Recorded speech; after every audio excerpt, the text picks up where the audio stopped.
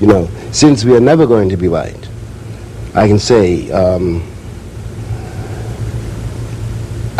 the one hand that there's been a vast amount of delusion on the part of black people who think they can become white, who are beginning to recover from that condition, put it that way. For the rest, from the days when I was young, growing up in Harlem until now, I just say one thing, which I know to be true. When I was growing up, there was a black community. I'm really a Southerner born in the North. I was born in 1924. My father was one of the people driven out of the South during the wave of terror after the First World War. So millions of people, moved from the land to the city, but they moved in a sense intact. So there was a Southern community set down in the middle of Harlem, taking all their beingness with them. Exactly, that's what I'm saying. So that, for example, when I was growing up, a kid, I was doing something wrong in the streets, and you saw me, you knew my mama. You would spank my behind and take me home to mom and daddy and tell me why you beat me, so why you gave me a spanking, and they would thank you for it and beat my behind again. And that's the way we grew up. That has gone. This generation, there's two generations born in the streets, and the black community has been fragmented, not by any fault of its own, through the tremendous pressures of trying to keep alive in an increasingly brutal environment, in which, and people are not fools after all of the inner cities, all of the cities of this country are more or less disaster areas, partly because white people have been fleeing from black people. They left the inner city to crumble because they wanted to get away from us. That's the real reason, and have precipitated a kind of social chaos, in which context it's almost impossible to talk of progress because everyone has become so incoherent. And the whole adventure, which began, let us say, with Rosa Parks, 1955, up until, let us say, last year arbitrarily, the beginning of the 60s, the whole ferment, which swept the nation and really began to sweep the world, as was a very important and tremendous time, and many, many things happened. But the spirit of the country didn't change, and we thought really, we were young, we thought that we had only to make vivid the issue, had only really to march on Washington, and petition the government for redress of grievances, and the government and the people would hear and respond. They did not. Neither heard nor responded, and those who tried paid a terrifying price for it. We got a great many voting acts rights and things like that, and we got a great many tokens, But the seat of power remains the seat of power. I don't care how many black mayors we have and how many cities. The city is still dependent on the state, and the state is white, and it tends to remain that way. You see what I mean? I think that black people learn in this terrible, really terrifying journey. I think we learned something about ourselves. I think that it was probably a necessary journey, but it has brought us to another place. There will be no more marches on Washington, for example. No one's going to petition this government for anything. It is absolutely clear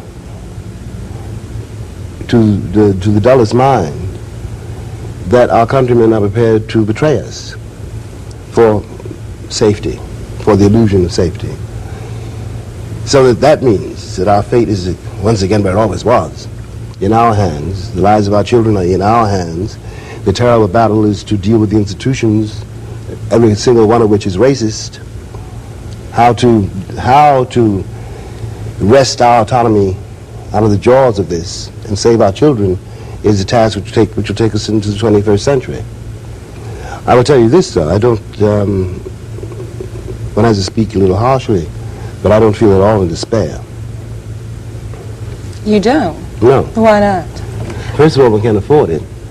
And secondly, if we, and I speak now as a black man, as a black American, if we, against such terrifying odds, could come so far and still be here, I don't think that's not a matter for despair. You know. Do you think the same strength will take black people even further? Oh yes, I don't doubt that for a moment. I'm sure we could go on in this line of thought for a long time, but before we run out of time, I want to talk a little bit about what James Baldwin does when he is not writing or agonizing or being a historian. What does James Baldwin do beyond the literary world? Well, for himself? Yeah, well, not enough actually.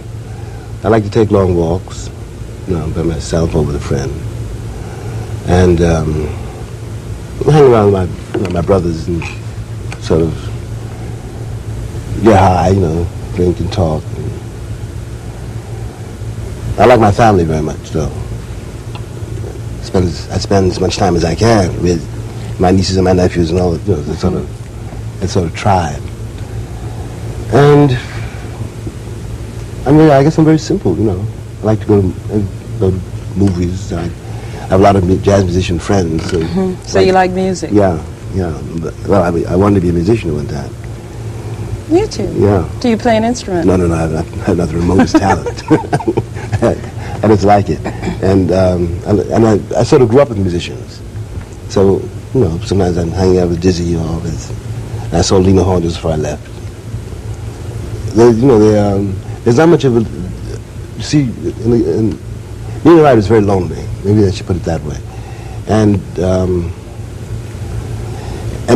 most writers are really mavericks, you know. They don't run in groups at all.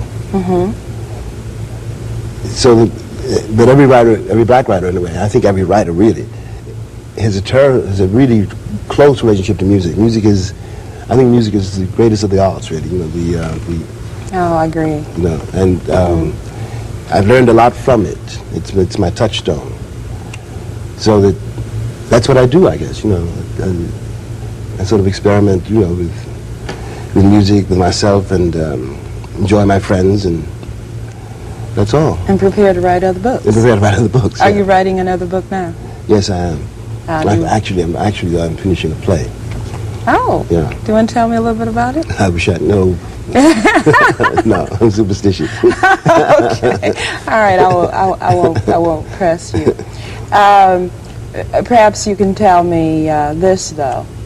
What remains to be said by Baldwin? Oh, a lot. A lot. A lot. I'm just beginning. You never exhaust your store. Well, no, I think I'm very lucky. You know, I'm not. You know, I'm not an old man. I'm not a young man either anymore. But for a writer, I'm very young. You know. So, you know, and I have an appointment with the 21st century. But I would still be under 80. That's marvelous. Jim, I've enjoyed talking with you on Faces, and I want to thank you for stopping by to visit with us. Thank you for having me.